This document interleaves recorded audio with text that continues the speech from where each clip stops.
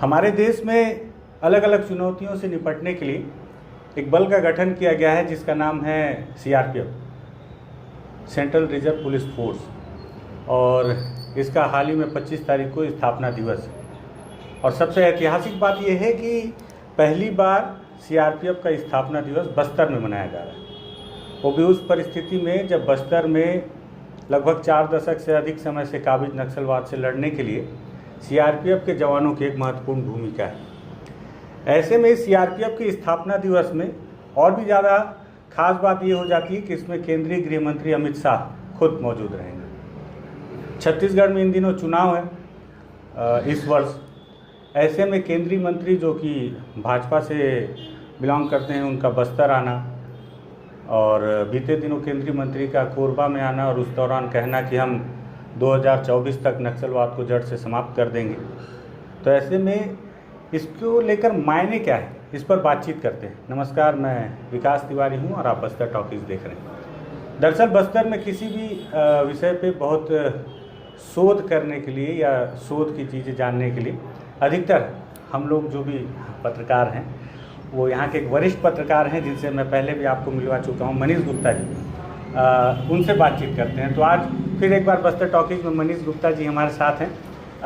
भैया, आपका स्वागत है बस्तर टॉकीज। धन्यवाद। भैया, ये बताएंगे कि अमित शाह का दौरा है बस्तर में, सीआरपीएफ का ऐतिहासिक कार्यक्रम है, पहली दफ़े है। और अमित शाह ने बीते दिनों कोरबा में कहा था अपने दौरे के दौरान, कोरबा में था कि नक्सलवाद को हम 2024 तक अगर आप साथ थे तो हम जड़ से समाप्त कर देंगे। इस तरह नक्सली लगातार उनके दौरे को लेकर विरोध प्रदर्शन कर रहे हैं, आगजनी कर रहे हैं और पॉम्पलेट छाप रहे हैं। मायने क्या है अमित शाह के यहाँ आने के और किस नज़रिए से इसको देखा जा सकता है? नक्सलवाद के नज़रिए से भी, राजनीतिक परिप्रेक्ष्य से भी और उनके आने के दौरे को भी। देखिए तिवारी जी, अमित शाह का बस्तर आना निश्चित रूप से मायने रखता है। और ऐसे समय पर जब नक्सलवाद एक बड़ी चुनौती के रूप में यहाँ पर खड़ी हो और उससे फोर्सेस जूझ रही हों, जिस प्रकार से केंद्र सरकार ने नक्सलवाद को लेकर के अपना रुख स्पष्ट किया है कि हम इस समस्या से निपटेंगे और 2024 तक इस समस्या को समूल नष्ट कर देंगे, ये वक्तव्य जो है बहुत महत्वपूर्ण है। और नक्सल समस्या को टॉप प्रायोरिटी पर लेकर के उसके समाधान की दिशा में प्रयास करना मुझे लगता है एक बड़ी बात है। जो अमित शाह जी का अभी बस्तर प्रवास प्रस्तावित है, 24 की रात को वो पहुंचेंगे और 25 को जो है वो यहाँ पर सीआरपीएफ की राइजिंग डे परेड की जो है वो सलामी लेंगे और यहाँ पर अधिकारियों से भी बात करेंगे। निश्चित रूप से यहाँ पर उनका आना, स्थापना दिवस में शामिल होना, और चूँकि भारतीय जनता पार्टी का जो रुख रहा है वो भारतीय जनता पार्टी के प्रमुख नेता रहे हैं, इस वर्ष चुनाव भी है, इसलिए इस दौरे को चुनावी दौरे के रूप में भी लोग देखते हैं।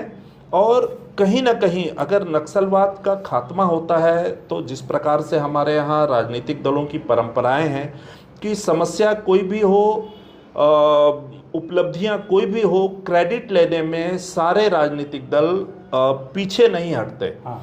तो अगर नक्सलवाद की दिशा में कोई महत्वपूर्ण कदम उठाया जाता है या नक्सलवाद सिमटता है, नक्सलवाद एक कोने में पहुंचता है, या नक्सलवाद की चुनौती को अगर कमतर करने में केंद्र सरकार या राज्य सरकार दोनों मिलकर के अगर साबित होते हैं तो निश्चित रूप से ये एक बड़ी उपलब्धि है। और मुझे लगता है कि ये जो भी अमित शाह जी का जो दौरा है, इसे राजनीतिक नज़रिए से कम लेकिन रणनीतिक नज़रिए से ज़्यादा देखना चाहिए, क्योंकि सीआरपीएफ का स्थापना दिवस है। फोर्सेस कभी किसी दल को बिलोंग नहीं करती। हाँ। फोर्स पूरे देश की का प्रतीक है और पूरा देश जो है इनकी निष्पक्षता पर गर्व करता है। तो मुझे लगता है कि इसके बहुत सीधे सीधे मायने हैं कि बस्तर में जिस प्रकार से नक्सलवाद एक चुनौती के रूप में है और सीआरपीएफ जो है वो सीआरपीएफ की लगभग 32 से 35 बटालियनें बस्तर में हैं। बहुत बड़ा फोर्स यहाँ पर है और एक गृह मंत्री के नाते उनका फोर्स का मोराल बूस्टअप करना किसी भी गृह मंत्री के लिए एक गर्व का विषय है और उसकी नैतिक जिम्मेदारी भी है।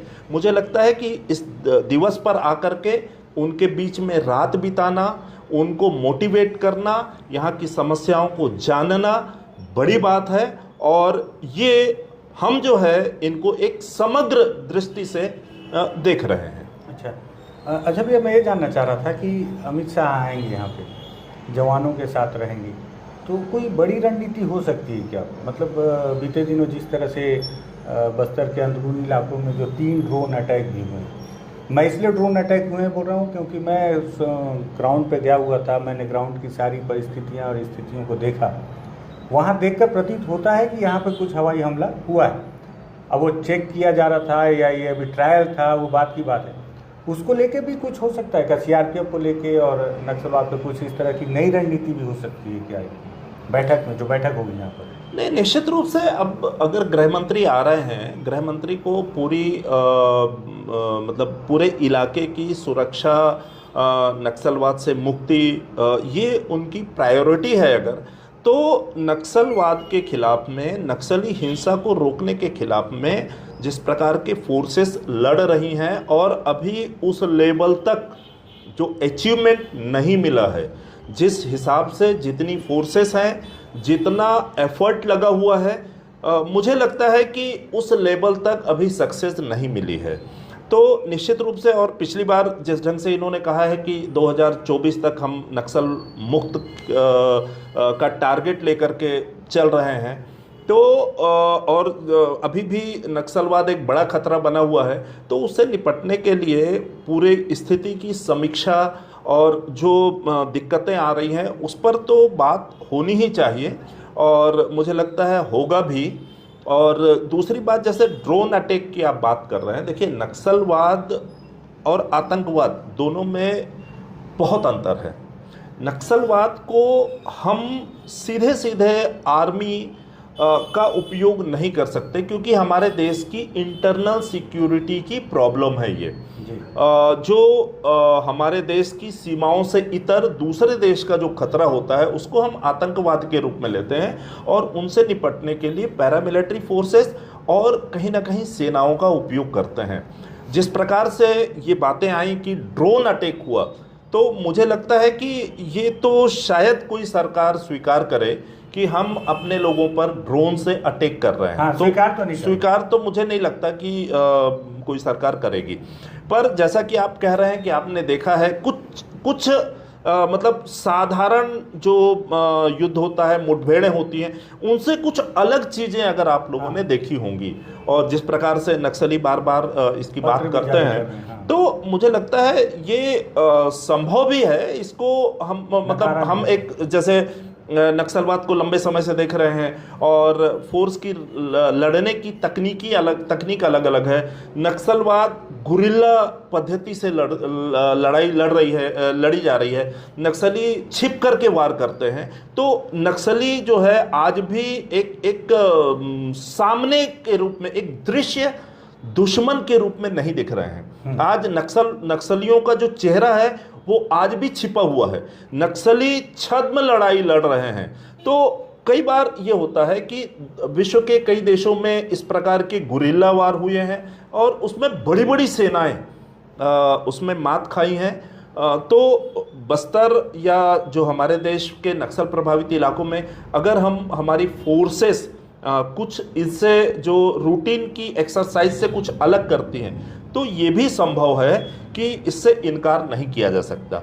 दूसरी बात मैं ये कहता हूँ कि ये एक साई वार है, कहीं ना कहीं एक प्रोपोगेंडा वार भी है कि हमारे यहाँ की समस्याओं को हम कैसे एड्रेस करते हैं, हम उनसे कैसे निपटने की कोशिश करते हैं। तो उसको लेकर के जो दुश्मन वर्ग है या हमारा जो विरोधी पक्ष है वो कहीं ना कहीं अपना मोराल बूस्टअप करने के लिए, अपना पक्ष मजबूत करने के लिए इस प्रकार की चीज़ें भी करता है। तो मैं इस पर ये नहीं कह रहा हूं कि वो चीज़ें गलत हैं या क्या हैं। अब देखिए, इसका जवाब तो या तो नक्सली दे सकते हैं या तो फोर्स दे सकती है, पर मेरी जो समझ है उसके मुताबिक कोई भी सरकार इस प्रकार से चीज़ों को नहीं कर सकती, और अगर किया होगा तो ढके छुपे अंदाज में बहुत सीमित उसमें किया होगा, और उसके पीछे का जो उद्देश्य है कि कहीं ना कहीं दुश्मन को भी चौंकाना, कहीं ना कहीं दुश्मन की रणनीति पर भी अटैक करना, कि आप अगर छिप करके वार कर सकते हो तो हम भी छिप करके आपका जवाब दे सकते हैं। मुझे लगता है पूरे परिदृश्य में एक ये बात हो सकती है, पर सच्चाई तो वही बता सकते हैं। अच्छा भैया, ये माओवादी लगातार विरोध कर रहे हैं। आप देख रहे होंगे कि जब से अमित शाह जी के दौरे की बात निकल कर आई है तो माओवादी लगातार पर्चे फेंक रहे हैं, आगजनी कर रहे हैं, और हर बात भी इसका जिक्र कर रहे हैं कि उनके दौरे का विरोध होना चाहिए। वो क्या मैसेज देना चाह रहे हैं? मतलब इससे, आगजनी करने से अमित शाह का दौरा तो रुकेगा नहीं, वो क्या बताना चाह रहे हैं? देखिए, नक्सलियों की रणनीति बहुत स्पष्ट है। वो, उनका कहना यह है कि वो अपने आप को आदिवासियों का रक्षक मानते हैं, वो आदिवासी संस्कृति की रक्षा की बात करते हैं। वो कहते हैं कि बस्तर के जल जंगल ज़मीन की हम रक्षा कर रहे हैं, और जो फोर्सेस आ रही हैं या जिन इलाकों पर कैंप लगाए जा रहे हैं, या देश के वो इलाके जो नक्सलवाद से प्रभावित हैं, लेकिन वो सारे इलाके जो है खनिज संपदा से भरपूर है। तो उनका कहना यह है, सरकार पर वो लगातार ये आरोप लगाते आए हैं कि सरकार की नज़र यहाँ की जो खनिज संपदा पर है, और चूंकि पूंजीवादी व्यवस्था है तो कहीं ना कहीं इन खनिजों का जो वैल्यू एडिशन होगा वो किसी न किसी कारपोरेट घराने को मिलेगा, और उससे बस्तर के आदिवासियों को न्याय नहीं मिलेगा, उनको उसकी कीमत नहीं मिलेगी। क्योंकि जल जंगल ज़मीन का जो मसला है, नक्सली ये मानते हैं कि इन पर आदिवासियों का स्वाभाविक हक है, नेचुरल हक है, और इस हक को कोई सरकार नहीं ले सकती, कोई कारपोरेट घराना नहीं ले सकता। तो इसलिए उनका जो उद्देश्य है बहुत क्लियर कट है। वो बार बार इस बात पर जोर देते हैं कि ये पूरी जो कवायद हो रही है, ये कवायद कॉरपोरेट घरानों को लाभ पहुंचाने के लिए है, और उसका शिकार आदिवासी हो रहा है। क्योंकि आज जो मुठभेड़ें हो रही हैं या जो लोग मारे जा रहे हैं, उनमें कहीं ना कहीं, चाहे नक्सल पक्ष का हो या आम जनता से हो, उनमें आदिवासियों की संख्या काफ़ी ज़्यादा है। और मृतकों में अब तक नक्सलवाद का जो शिकार हुए हैं उनमें अधिकांश आदिवासी है, और उसकी दुहाई दे करके वो लगातार ये साबित करना चाह रहे हैं कि हम आदिवासियों के हितरक्षक हैं, सरकार नहीं है। और सरकार चूंकि दूसरे उद्देश्य से आ रही है, इसलिए हम इस सरकार का विरोध करते हैं। वो सरकार को जन विरोधी साबित करना उनका अपना एक उद्देश्य है, जिसके चलते एक सरकार को लेकर के एक अलग परसेप्शन फैले और सरकार को उसका नुकसान हो। अच्छा भैया, ये तो हो गया नक्सलवाद के विषय पे। अमित शाह जी का दौरा, मैंने जैसे कहा कि इस वर्ष चुनाव भी है छत्तीसगढ़ में, तो काफ़ी अहम हो जाता है। राजनीतिक परिप्रेक्ष्य से क्या फ़ायदा मिल सकता है भाजपा को इस दौरे से, या कांग्रेस को क्या नुकसान हो सकता है? एक बात और, हम दोपहर में जब बातचीत कर रहे थे कि मुख्यमंत्री अगर आएंगे तो क्या होगा और नहीं आएंगे तो इसका क्या मतलब होगा, इस पर थोड़ी सी अपनी राय आप दें। नहीं, आमतौर पर देखिए, गृह मंत्री आते हैं या कोई एक बड़ी फोर्स का अगर इतनी बड़ी सेरेमनी हो रही है, तो उस पर इनवाइटी जो है मुख्यमंत्री भी होते हैं। चूँकि छत्तीसगढ़ का एक बड़ा हिस्सा है बस्तर, और छत्तीसगढ़ में शांति स्थापना में सीआरपीएफ का बड़ा योगदान है। ये छत्तीसगढ़ राज्य के लिए भी है, और इस राज्य में अगर कोई आयोजन होता है और कोई केंद्रीय मंत्री आते हैं तो उसके साथ में उस राज्य के मुख्यमंत्री को भी मौजूद रहना एक परंपरा होती है आमतौर पर। और इस कार्यक्रम के लिए जो मुझे जानकारी मिली है, माननीय मुख्यमंत्री जी को भी आमंत्रित किया गया है। अच्छा। और अभी चूंकि विधानसभा का सत्र भी चल रहा है, और ऐसी स्थितियों में अभी मुख्यमंत्री जी के आने नहीं आने की कोई बात जो है वो मतलब स्पष्ट नहीं हो पाई है। तो हो सकता है विधानसभा सत्र के चलते मुख्यमंत्री जी ना आए, लेकिन आमतौर पर ऐसे कार्यक्रमों में मौजूदगी मुख्यमंत्रियों की रहती है, तो एक अपेक्षा ये है जनमानस की कि दोनों लोग आएंगे, उससे ठीक है विचारों में विरोधाभास हो सकता है, पर कहीं ना कहीं केंद्र सरकार और राज्य सरकार ये दोनों सरकारें जनता की भलाई के लिए काम कर रही हैं। और अगर जनता की भलाई है तो राज्य की जो दिक्कतें हैं, क्षेत्र की जो दिक्कतें हैं, मुझे लगता है कि गृह मंत्री के साथ चर्चा करने में बहुत सारी जो यहाँ की कन्फ्यूज़न है, यहाँ के बहुत सारे जो प्रोजेक्ट कहीं लटके हुए होंगे या किसी रूप में बस्तर का जो एक जो स्वाभाविक हक नहीं मिल पा रहा होगा, तो उस सरकार को उसका एडवांटेज भी मिलता है कि आप यहाँ पर आकर के गृह मंत्री जी से भी चर्चा करें और वो चीज़ें राज्य को सौगात भी मिलेगी। और जिस ढंग से नक्सलवाद को लेकर के राज्य सरकार भी कहती है कि हमारे समय में हमने वनोपज पे बढ़िया काम किया है, हमने अंदरूनी इलाकों में सड़कें बनवाई हैं, तो अभी भी बस्तर में बहुत कुछ किया जाना बाकी है और राज्य सरकार के पास उतने संसाधन नहीं होते, कहीं ना कहीं डेवलपमेंट के लिए केंद्र पर निर्भर रहना पड़ता है। तो मुझे लगता है कि ये एक अच्छा अवसर भी है। सरकार अगर एक मुख्यमंत्री और एक गृह मंत्री मिलेंगे और क्षेत्र की चिंता दोनों को है तो उसका लाभ बस्तर को मिलेगा। और मुझे लगता है वो अगर इसका लाभ जो है कहीं ना कहीं क्षेत्र को भी मिलेगा और फोर्स का भी मोरल बूस्टअप होगा। चुनावी तौर पे देखा जाए तो कुछ विशेष है? देखिए चुनावी तौर पे तो अब ये तो समय अभी बहुत हाँ नहीं, निश्चित रूप से ना चुनाव की बात अगर हम करें तो दोनों विरोधी दल हैं, एक दूसरे के राइवल हैं। और जिस प्रकार से कांग्रेस अपनी सत्ता बचाने के लिए आज मतलब प्रयास करेगी इस चुनाव में, भारतीय जनता पार्टी पुनः सत्ता में आने का प्रयास करेगी। और राजनीतिक निहितार्थ जो है, देखिए जो संकेत राजनीतिक संकेत जो है वो उनको जो वो एक बड़ा मैसेज देते हैं। हाँ। और कई बार संकेतों में राजनीति होती है, संकेतों में राजनीति है ना, समझ का फेर है। तो इस बात को लेकर के बहुत बारीक रेखा है। इसका अगर हम विश्लेषण करें तो मुझे लगता है कि दो तीन इस पे एक मतलब प्रसंग सामने आ सकते हैं कि अगर जिस प्रकार से दिल्ली में कांग्रेस भाजपा के बीच में अभी घमासान मचा हुआ है, द्वंद्व चल रहा है, संसद भी नहीं चल पा रही है, और तो उसको लेकर के कहीं ना कहीं मतलब जो संगठन के दृष्टिकोण से या संगठन के लेवल पर दोनों दल एक दूसरे का विरोध कर रहे हैं। तो अब चूंकि राजनीतिक जो संकेतों की जो मैं बात कर रहा हूं, तो संकेत इसमें बहुत सारे छिपे होते हैं। मुख्यमंत्री जी और गृह मंत्री जी आते हैं तो क्षेत्र के लिए तो भला होगा, लेकिन इसके राजनीतिक मायने भी निकाले जाएंगे।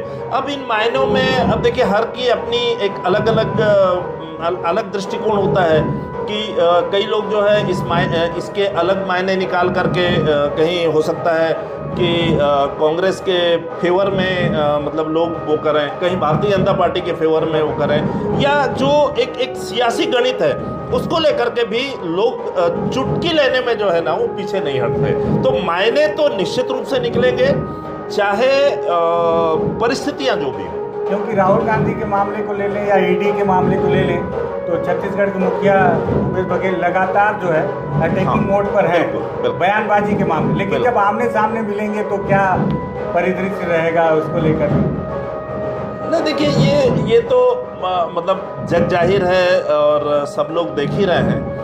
कहीं ना कहीं मैंने जैसे कहा कि राजनीति के संकेत होते हैं और संकेतों में राजनीति होती है ना। तो ये अगर चुनावी वर्ष है तो इसलिए दल की बात भी निश्चित रूप से रहेगी।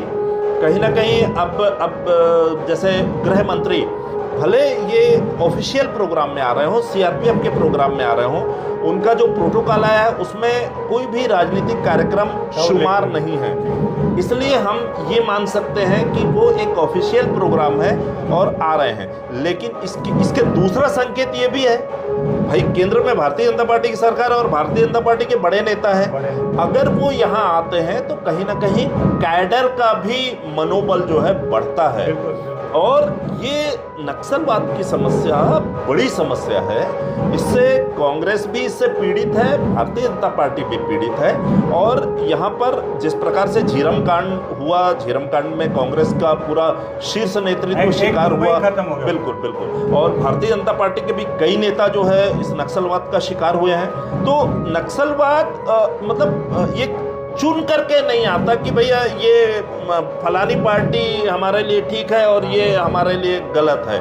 वो तो हर उस व्यक्ति को निशाना बनाते हैं जो उनकी राह में रोड़ा बनता है। और चूंकि उनकी आइडियोलॉजी माओ की आइडियोलॉजी है, माओवादी संगठन है, तो इसलिए वो जन अदालत लगा करके क्रूरता से हत्या करते हैं और दहशत से मैसेज देते हैं। लोकतंत्र में हत्याओं को कभी स्वीकार नहीं किया जा सकता। मत भिन्नता हो सकती है, लेकिन इस प्रकार की हत्याएं समानांतर व्यवस्था स्थापित करना कोई भी सरकार हो, भाजपा हो, कांग्रेस, कभी स्वीकार नहीं करेगी। और मुझे लगता है कि इसको इस रूप में भी देखना चाहिए। ठीक है, तो बहुत लंबी आपसे बातचीत हुई, बहुत, हालांकि बातचीत में बहुत सारे सवाल बच जाते हैं। नवरात्र का समय चल रहा है, हम इस वक्त जहाँ बैठे हैं बगल से कोई झांकी या रैली निकल रही है, जिस वजह से काफ़ी डिस्टर्बेंस भी हो रही है आवाज़ को थोड़ा सा बर्दाश्त कीजिएगा। लेकिन मुद्दा काफ़ी महत्वपूर्ण था, इसलिए मैंने इसे बीच में रोका नहीं। मनीष गुप्ता जी हमारे बस्तर के बहुत वरिष्ठ पत्रकार हैं और हमेशा मैं इनसे इनके अनुभव चुराता रहता हूँ और आपके सामने भी लेकर आता रहता हूँ। मनीष भैया से बातचीत बेहद सार्थक होती है। आपको लगी हो कि अमित शाह के इस दौरे को लेकर राजनीतिक और नक्सलवाद से जुड़ी ये चर्चा शानदार रही हो या जानकारी वर्धक रही हो, इस वीडियो को शेयर कर दीजिएगा। बस्तर टॉकीज को सब्सक्राइब कर दीजिएगा।